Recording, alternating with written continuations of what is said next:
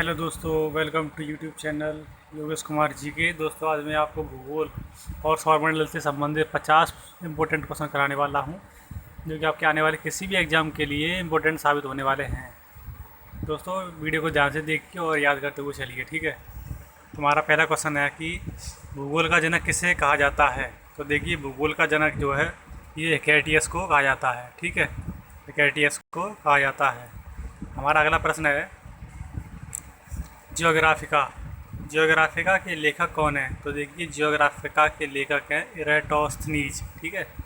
जियोग्राफिका के लेखक है इराटोस्थनीज, ठीक है। हमारा अगला प्रश्न है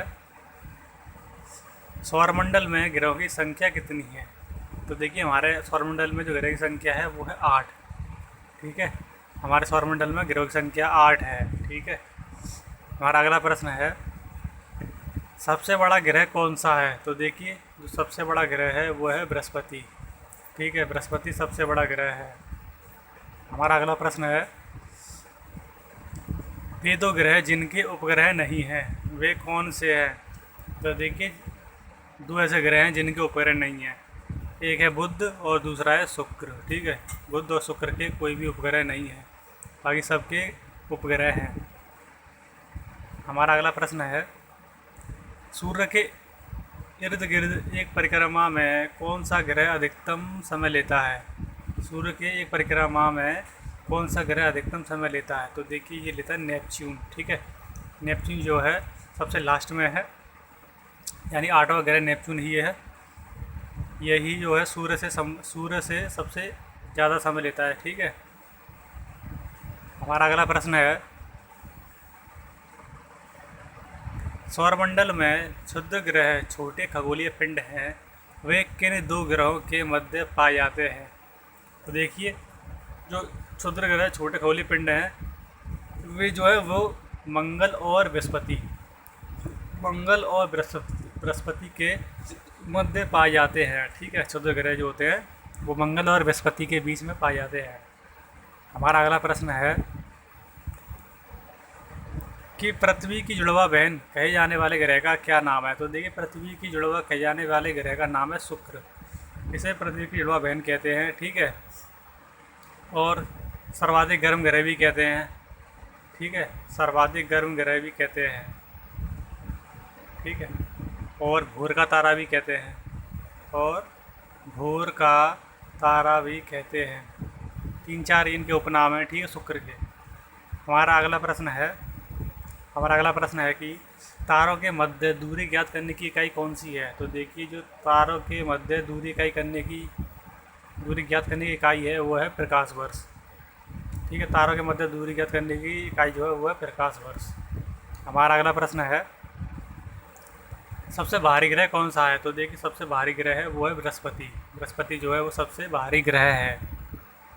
हमारा अगला प्रश्न है पृथ्वी अपने अक्ष पर कितने अंश है, ठीक है, कितने अंश जो है ये झुकी है, यानी डिग्री झुकी है। तो देखिए, ये झुकी है 23 सही 1/2 डिग्री, यानी कि 23.5। 23 सही 1/2 अंश जो है हमारी पृथ्वी जो है ये झुकी हुई है। हमारा अगला प्रश्न है कौन सा ग्रह सूर्य से सर्वाधिक दूर है, ठीक है। तो देखिए, अभी कराया था क्वेश्चन, तो ये नेपच्यून जो है सबसे लास्ट में है, तो यही जो है सूर्य से सबसे अधिक दूर है।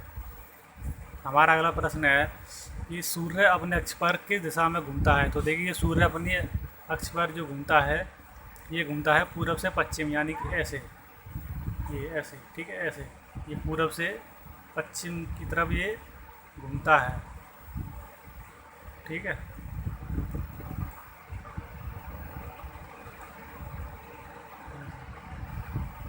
ठीक है दोस्तों। हमारा अगला प्रश्न है सी ऑफ ट्रैंक्विलिटी कहाँ पर है। तो देखिए, जो सी ऑफ ट्रैंक्विलिटी है ये है चंद्रमा पर, ठीक है। चंद्रमा पर सी ऑफ ट्रैंक्विलिटी है, यानी समुद्र।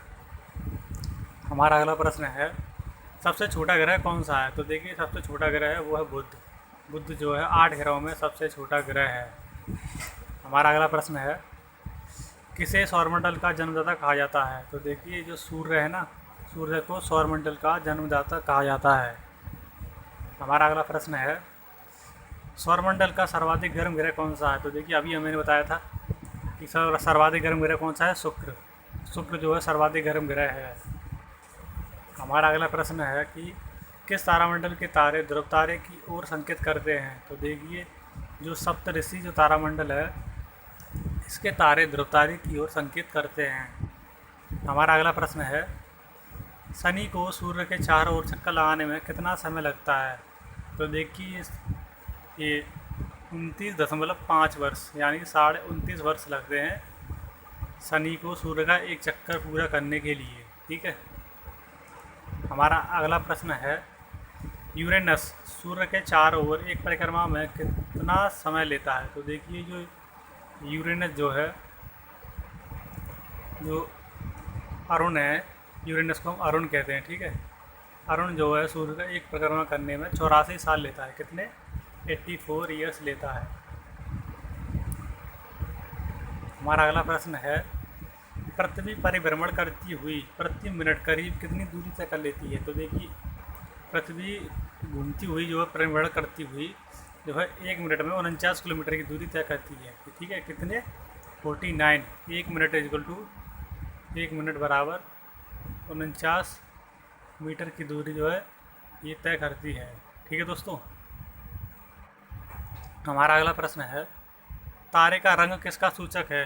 तो देखिए जो तारे का रंग है ये उसके ताप का सूचक होता है। ठीक है। तारे का जो रंग होता है ये उसके ताप का यानी टेम्परेचर का ही सूचक होता है। ठीक है।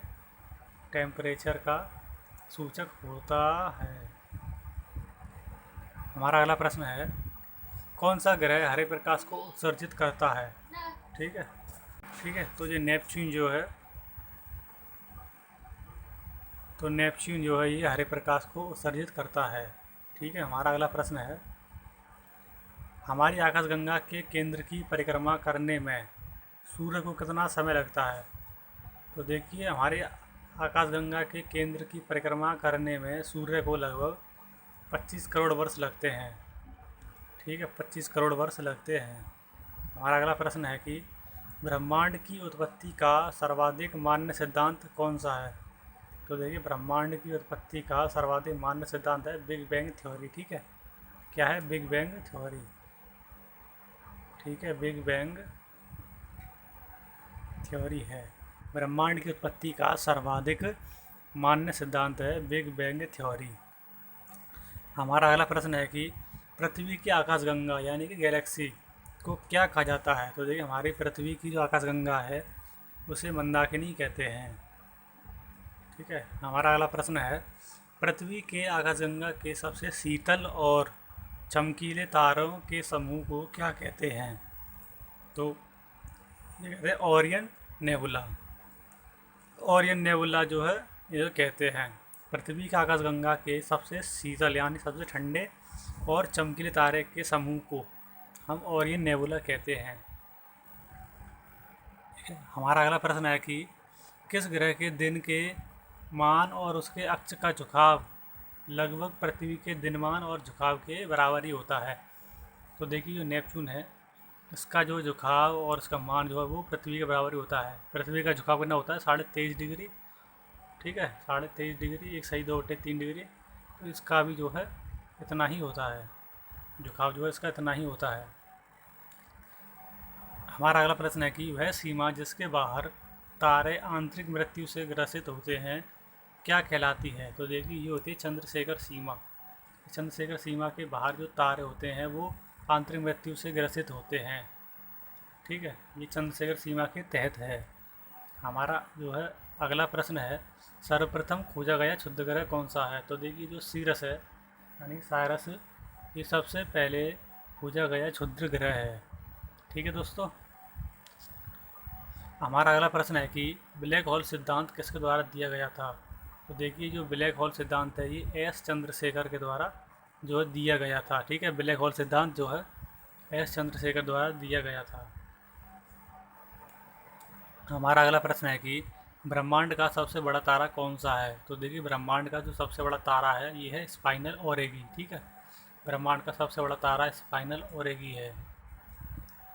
हमारा अगला जो प्रश्न है वो है कि पृथ्वी और चंद्रमा के कक्ष तलों में कितने डिग्री का झुकाव है। तो देखिए पृथ्वी और चंद्रमा के कक्ष तलों में जो झुकाव है वो है 5 डिग्री का, ठीक है। दोनों का झुकाव कितना है, 5 डिग्री का है कक्ष तलों में।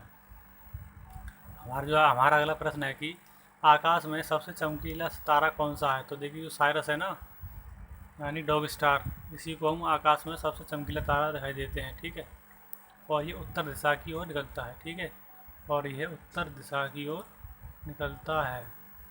सबसे चमकीला तारा रात में बहुत ज़्यादा तेज चमकता है। हमारा अगला प्रश्न है कि किस आकाशीय पिंड को पृथ्वी पुत्र कहा जाता है। तो देखिए चंद्रमा है ना, चंद्रमा को पृथ्वी का पुत्र कहा जाता है, यानी कि जो चंद्रमा है वो पृथ्वी का उपग्रह है। हमारा अगला प्रश्न है कि तारे के टिमटिमाने का क्या कारण है।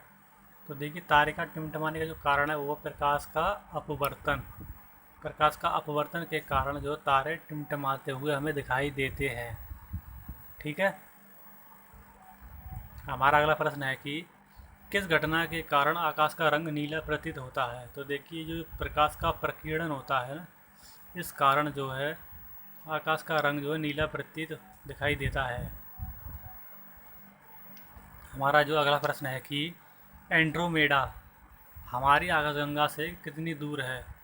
तो देखिए एंड्रोमेडा है ये हमारी आकाशगंगा से लगभग 2.2 मिलियन प्रकाश वर्ष दूर है, ठीक है। 2.2 मिलियन प्रकाश वर्ष जो है ये दूर है, ठीक है।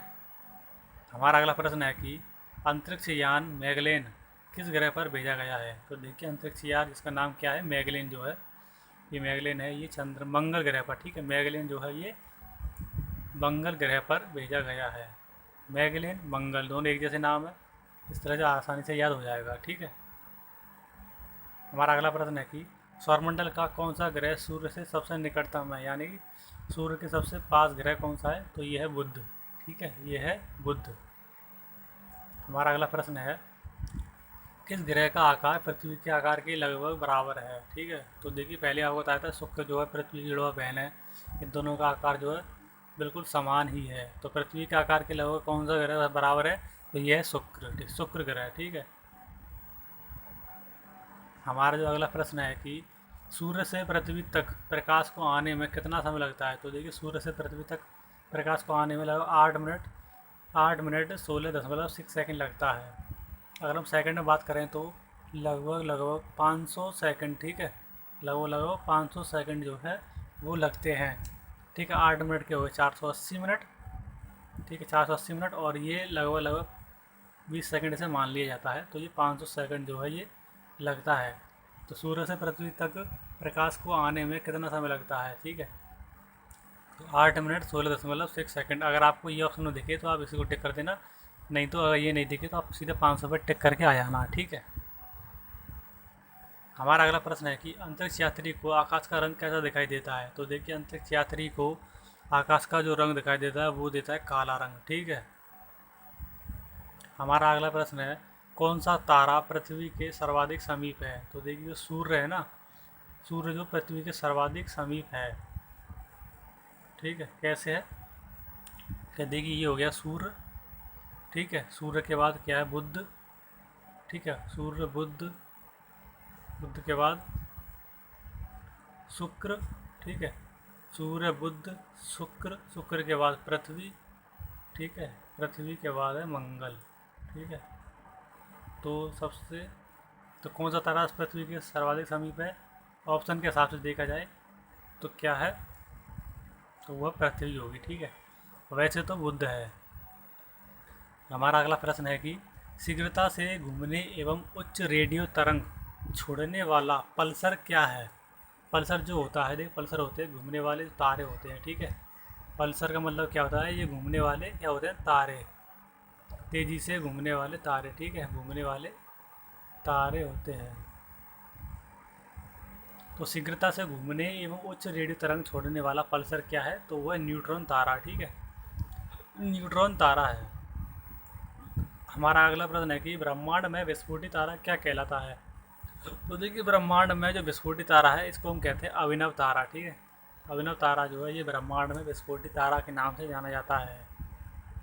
हमारा अगला प्रश्न है कि एक खगोलीय दूरी क्या होती है। तो देखिए एक खगोलीय दूरी है, ये पृथ्वी और सूर्य के बीच की दूरी को हम एक खगोलीय दूरी कहते हैं। ठीक है, पृथ्वी और सूर्य, ठीक है, ये सूर्य, ठीक है, और ये पृथ्वी, इन दोनों के बीच की दूरी को हम क्या बोलते हैं, खगोलीय दूरी कहते हैं। ठीक है, हमारा जो अगला प्रश्न है कि सौरमंडल की खोज किसने की थी। तो देखिए सौरमंडल की जो खोज की थी वो की थी कोपरनिकस के द्वारा। ठीक है, कोपरनिकस के द्वारा सौरमंडल की खोज की गई थी। हमारा अगला प्रश्न है कि सौरमंडल का सबसे ऊंचा पर्वत जो है वो निक्स ओलंपिया किस ग्रह पर स्थित है। तो देखिए ये जो निक्स ओलंपिया जो है ये सबसे ऊंचा पर्वत है, ये स्थित है मंगल ग्रह पर। ठीक है, मंगल ग्रह पर निक्स ओलंपिया जो ये स्थित है। हमारा अगला प्रश्न है कि एक प्रकाश वर्ष कितनी दूरी के बराबर होता है। तो देखिए ये जो एक प्रकाश वर्ष है ये होता है 9.46 इंटू 10⁻² किलोमीटर। ठीक है, 9.46 इंटू 10⁻12 किलोमीटर के बराबर एक प्रकाश वर्ष जो दूरी के बराबर होता है। ठीक है दोस्तों, तो दोस्तों यही प्रश्न थे। तो अगर आपको वीडियो अच्छी लगी हो तो वीडियो को लाइक करिए, चैनल को सब्सक्राइब करिए और कमेंट करके बताएं कि ये वीडियो आपको कैसी लगी है। ठीक है दोस्तों, और हम आपके लिए ऐसी और लगातार वीडियो लाते रहेंगे। हमारे चैनल को सपोर्ट करिएगा और वीडियो कमेंट करके ज़रूर बताइए और वीडियो को शेयर ज़रूर करें। ठीक है दोस्तों, तो जल्दी मिलते हैं आपसे फिर नेक्स्ट वीडियो में किसी अगले मज़ेदार टॉपिक के साथ। तब तक के लिए धन्यवाद। जय हिंद, जय भारत।